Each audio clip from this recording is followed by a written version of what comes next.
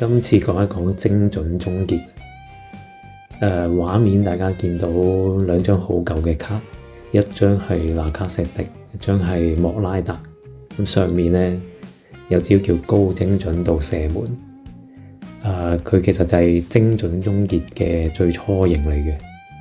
咁初出嘅時候呢，會諗住俾嗰陣時都應該仲未有黃金啊，仲係黃金前鋒嗰個舊一級係精準射手。咁諗住呢一招高精準射門會係比一個更加強嘅近射技啦。結果呢，一個字形容服啦。可能幾十場先至會見到出到幾次技。同埋依家就應該大家都唔會見到噶啦，舊玩家可能見過啦，或者都唔記得咗啦。新玩家應該未見過呢招。咁依家已經都出到上2級，接住就係睇恩沙基啦。佢個超級皮波其實就係高精準度射門嘅上級嚟嘅，就其實就等於依家嘅精準終結啦。咁其實都嗰陣時會以為係勁嘅技嚟嘅，因為始終上級咗啊嘛。結果咧，多數見到佢開嘅時候都係12碼。咁山波咧係極難開嘅，比起上嚟黃金就勁好多。喺山波嗰度就最明顯睇到啦。無論走位走到啲空位啊，或者嗰個有盤技嘅球員自己盤完之後，喺禁區附近連技都會開到黃金嘅，所以109呢隻大恩呢出到嚟嘅時候，多數啲人試過嘅時候，其實再舊啲嘅大恩都已經有超級皮波啦，所以大多數人打返嚟都係揀頭錘飛踢加黃金，咁就傳中空傳泛都得啦。咁再睇雲魯啦，應該大家可能遺忘咗噶啦，已經新玩家都可能唔知添啦，都係。咁佢個招盜獵者其實都係精準終結嚟嘅。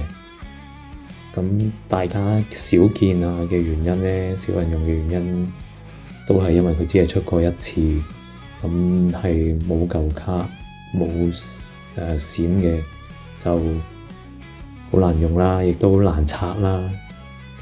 另外有一個重要嘅原因，我覺得就係冇黃金啊，咁會局限咗佢其實只係得強頭飛踢，淨係可以做接應呢啲射波，即係起到腳咯。但係當自己帶住個波去到禁區，就會冇射技咁樣打空炮，或者係俾人搶走咗，就導致佢變咗係一個兩技人咁啦。咁再睇啦，精準終結嘅再上級技都出咗啦，就係迪比亞路啦。咁佢個招藍色巨像就係精準終結嘅上級技啦。咁其實121嗰隻奧運嘅烈火閃電都係上級嚟嘅。咁講返迪比亞路先啦，佢其實因為佢個招領域啊係切射連技嚟嘅，咁好似佢都係，我冇記錯應該都係第一隻好似有4技咁樣嘅卡。咁因為呢招咁啊，大部分人都會係放邊㗎啦。咁你放得側邊就梗係揀換擋㗎啦，因為換擋過到人又可以傳返入中間俾隻前鋒射門。咁所以咧都好少人會用呢個藍色巨像。咁好啦，呢招服咗咁耐啦，一路出一路 upgrade 都係服嘅。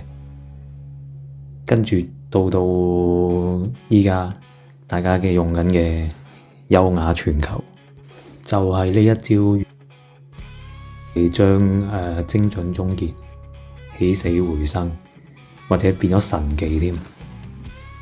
畫面係中間係柏天嚟啦，呢張就真係神卡嚟㗎啦，神卡加神技組啦。咁雖然其實佢之前雷哥斯達已經有呢招優雅傳球㗎啦，咁初雷哥出嘅時候都勁嘅，但係一出8天嚟嘅時候就完全冚過晒佢。如果兩隻都有用過嘅朋友都應該好清楚噶啦。8天嚟嗰招優雅咧係容易出好多嘅，跟住再加上佢有個七用嘅指揮家啦，咁會令到啲波都進攻嘅時候可能都會傳俾佢先，等佢去發板。同埋喺佢腳下嘅波咧係特別難搶嘅。其實地面嘅傳波技咧就一路都有招致命傳球等咗喺度好耐㗎啦，但係嗰招寫就寫到好似好勁啦，但係其實都係可能係一招橫傳咁樣開技橫傳嘅啫。應該好多舊玩家都喺度等緊呢招致命傳球出新技㗎啦，即係真係似樣啲放直線嘅地面傳波。但係估唔到係由開 game 等到依家，就直到上年呢個精準終結同埋搭呢個優雅傳球就兩招一齊提升到變咗神技咁滯，係最估唔到佢一出就將兩招廢嘅升級到神技啦。咁其實優雅傳球係一招新技嚟嘅，佢又冇講話係致命傳球嘅上級，不過都叫做係一樣係地傳咯。咁隔離奧運咧，就喺我第一段片都講過下奧運嘅嘢㗎啦。咁直到最近排名有遇過嘅，佢嗰招烈火閃電即係上級啦，咁係有真係做到個速度感出嚟嘅。咁有興趣嘅朋友可以睇翻我第一段片啊，或者我有一個 shorts 都係有 cap 到奧運嗰啲技啊連技咁樣嘅。好，到呢度一個小嘅總結就係一招超級嘅助攻技啦，優雅傳球就將呢個廢廢地嘅精準終結啦就帶起埋。咁係優雅傳球仲可以將其實黃金佢都會將佢推高一級嘅，個感覺上係接優雅開嘅黃金又好，精準終結又好，嗰個得分率都係有提升。跟住落嚟就講講依家呢個鋪嘅幾隻正前啦，都係因為強推呢個精準終結嘅，喺呢個優雅嘅屈機底下，我個人覺得咧，夏蘭特算係最大獎咯，喺呢個鋪嘅正前，因為佢係黃金強投下沉，其實都係舊年物嗰個技組嚟嘅，只不過你可以唔要招遠射，揀埋精準終結。咁對比起利雲同埋拿達魯馬天尼斯，佢會係即係我 prefer 係有一招黃金近射技啦，再加一招接應嘅技啦，即係強投飛踢都好啦。跟住最緊要係有一招遠射技，而呢隻利雲同埋拿達魯咧，佢就焗死咗係兩招近射噶啦，黃金加精準終結。有啲朋友就會諗，佢兩招近射咁咪正咯，即係一招可能 CD 緊嘅時候又可以開另外一招。但係好似頭先講啦，精準終結係搭優雅先至動開到啦。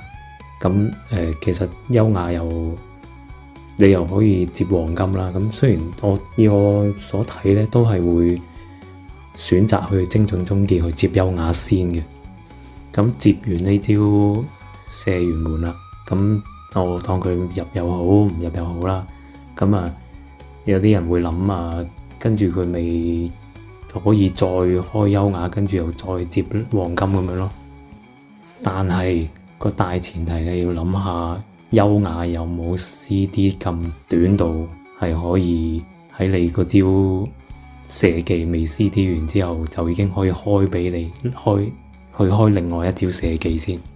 咁當然你話你有兩隻優雅人，可能你細哨搭8天又好，或者搭雷哥斯達又好，咁你咁你可以咁樣諗，可以發揮晒佢精準終結同黃金一齊開嘅輪住。但係即使你有兩隻優雅全球嘅人，你都要諗埋個陣容啊，各樣配合啊，排唔排到咁樣出嚟喎。所以喺呢個情況之下，我就點解會覺得夏蘭特係比較好啦。咁所以值唔值得追兩招近射技嘅正前？呢個就留翻俾大家自己決定啦。呢度補充少少，黃金前鋒頭先講過係生波嘅時候，佢自己係會易開個精準終結好多啦。同埋有一個重點都係黃金前鋒，其實佢嘅開技範圍可以喺禁區出邊嘅一格甚至乎兩格距離嘅，但係精準終結咧就一定要喺禁區內先開到。最後就講一講自己呢個鋪兩抽中咗澳隊，就分享少少啦。因為自己咧就食到2個金全章，再加活動嗰個有個盤章為咗俾佢食嘅，俾咗張舊卡。依家就係3個全章1個盤章啦。咁自己就用緊新 B 嘅433 T1。就揀咗自選技，就揀咗換擋，咁就可以食埋個全章啦。唔係換擋係食埋個盤章先啱。其實之前都有同 XO 討論過啦。咁因為 PM pool 即係 Playmaker pool 咧，都好似削弱咗咁啦，出啲卡都已經唔係特別強啦，喺呢個助攻方面。咁會唔會因為 Striker 啊、GU 啊嗰啲就冇乜嘢啦，都係啲最強位置嗰啲人啦。咁技組 AI 相信都依然係啦。咁就係諗緊一啲比較冷落嘅助攻人啊，完全係全球型嘅人會擺咗喺邊度咧？我就有同個 XO 講，我估可能會喺 Limit 度出得多啲啦，因為 Limit 比較冇話局限邊類型嘅球員啊嘛。唔係馬後炮嘅，你可以問翻 XO 你哋有機會嘅話。好啦，咁到現時為止出咗幾個國家，又真係有幾隻係叫做係超級助攻手啦。咁第一就一定係土耳其查漢盧古啦。咁坦啊，大家都見到噶啦。咁上次坦分析都有特別講過佢噶啦。唔可惜我又係抽唔到。接住落嚟就係科頓啊，英格蘭嘅，佢都係可以揀2招全技，跟住1招換擋。咁雖然佢唔係7容啦，但係佢呢個技組擺喺左右邊，仲要佢左右邊都打到㗎，其實都係一隻好 top 嘅邊路嚟㗎啦。咁所以咧，真係某啲位置啦，即係好似之前都講過話，可能喺邊路啊，無論係閘啊，定係翼啊，定係左右嘅中場啊，佢嘅大獎唔一定要係7容咯，反而喺個技組上面比較重要。咁當然佢都要 AI 肯出技啦。咁其實佢2招全嘅邊路已經係夠做晒所有嘢噶啦，只係除咗你用低傳俾佢，佢自己冇射門技咯，咁係冇完美噶啦。咁話明係一個助攻手，咁蘇花澳隊用落都個開技率未係我理想咁好嘅，不過可能完咗鋪之後會再吞一吞啦，因為我都講緊係3個全章噶啦。咁如果咁都爭啲嘅話，咁啊真係失望嘅。咁今次就嘅 share 就差唔多啦。咁嚟緊睇下仲有啲咩同大家 share 啦。咁如果大家有可能對我嗰啲分析有意見啊，或者有其他睇法啊，都可以 comment 下嘅。咁就下次見啦，拜。